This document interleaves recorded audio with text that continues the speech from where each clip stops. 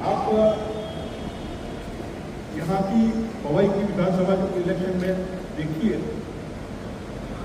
जो लोग जानकार है उनके लिए ये आंकड़े जो है वो कोई आश्चर्यजनक नहीं है। लेकिन आप ध्यान से सुनिए, दिलीप लांडे शिवसेना से जब जीते 2019 में, तो उनको वोट मिले थे 85,879। उनके सामने कांग्रेस के मोहम्मद आरिफ नसीम खान थे, उनको भी 85,470, माने 500 वोट से कम की सरसाई थी।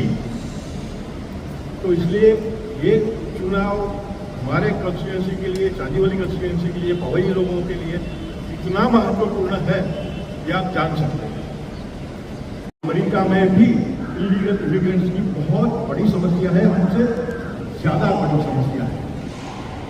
मैं अमेरिका का उल्लेख इसलिए करना चाहता हूँ कि जो कुछ वहां पर हो रहा है, वहां के डीप स्टेट द्वारा, माने के वहां की सरकार में घुसे हुए, ब्यूरोक्रेसी में घुसे हुए, लश्कर में घुसे हुए, मीडिया में घुसे हुए, लॉ सिस्टम में घुसे हुए जो लोग, हम यहाँ पर जिसको लेफ्टिस्ट कहते हैं या सेक्युलर्स कहते हैं, सूडो सेक्युलर्स कहते हैं, वैसे लोग, तो वो लोगों ने अमेरिका की, आप में से कई लोग अमेरिका का प्रवास करके आए, लंबा रह कर या पढ़ाई करके आए होंगे। अमेरिका को क्या बना दिया है? San Francisco has become almost like a Dharavi. अभी धारावी तो अच्छा बनने वाला है, लेकिन वहां पर जो हम वीडियो में देखते हैं, क्लिप में देखते हैं, तो बेघर लोगों की समस्या है, वो इलीगल आ गए। सैन फ्रांसिस्को के लिए, माने कैलिफोर्निया स्टेट के लिए कानून बदला गया। ये जो इलीगल इमिग्रेंट्स आते हैं वो जाके लूटपाट करते हैं, वहाँ के हाइको या डी-मार्ट के जैसे बड़े स्टोर्स हैं।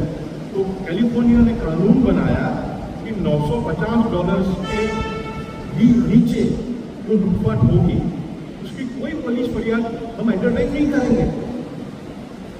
अमेरिका इतना तो आदर से जो देखते हैं, आदरपूर्ण देश भी है, लेकिन बाइडेन और कमला के शासन में कैलिफोर्निया की यह हालत हो गई। न्यूयॉर्क में अब जाके न्यूयॉर्क के मेयर को अकल आई, बाकी न्यूयॉर्क में अच्छी होटलों में ये इलीगल इमिग्रेंट्स को बिठा के रखते थे। उसमें काफी सारे क्या कहते हैं कि गुनहगार प्रकार के लोग भी रहते हैं। ये सब मानिए, अभी तो अच्छा है कि हिरण अंबानी में या जलवायु विहार में जहाँ पर मैं रहता हूँ वहाँ पर ये घुसपैठिए आ नहीं गए।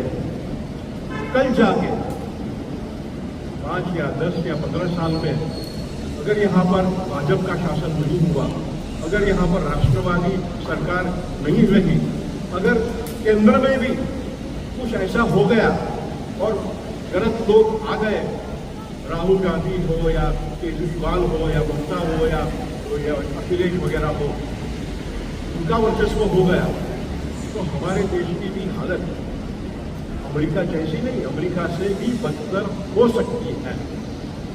मैं बार बार कह रहा हूं, बार कई सालों से 2002 की जो गोधरा हिंदू हत्याकांड की घटना हुई 27 फरवरी को, तब से मैं कह रहा हूं कि बाय द वे एक अलग बात, द साबरमती रिपोर्ट मैंने देखी है, फर्स्ट में काफी लिखा भी है, बहुत ही बढ़िया फिल्म है, कश्मीर फाइल्स जैसे ही फिल्म है, हमारे नजदीकी इतिहास की फिल्म है, देखनी चाहिए सबको।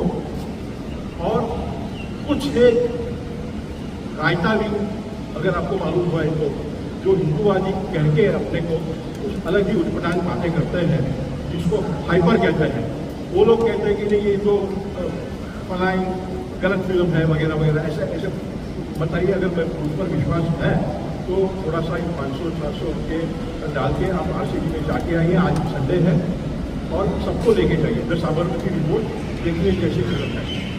तो मैं कह रहा हूँ कि मुझे एक तो विश्वास है कि मैं जब 100 साल का हो जाऊंगा और गुजर जाऊंगा, तब मेरी अंतिम क्रिया तो हिंदू विधि प्रमाण के हिसाब से ही होगी, शायद मेरे बच्चे की भी होगी, लेकिन उसके बच्चे की कफन विधि होगी या अग्नि संस्कार होगा वो मुझे पता नहीं है।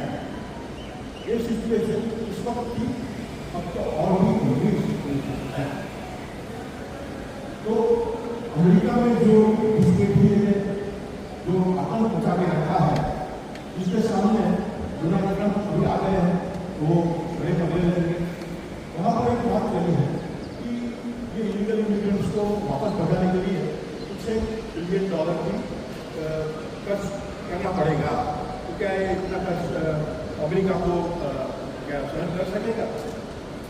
ट्रंप ने और उनके साथियों ने कहा है जहाँ जहाँ गलत जगह पे इमिग्रेंट्स को फंसाने के लिए जो खर्च होता है, उनके टेंट सिटी के लिए वगैरह वगैरह, खाने पीने का जो भत्ता मिलता है, वो सब बंद हो जाएगा और ये हम कर सकेंगे वापस और वॉल भी बना सकेंगे।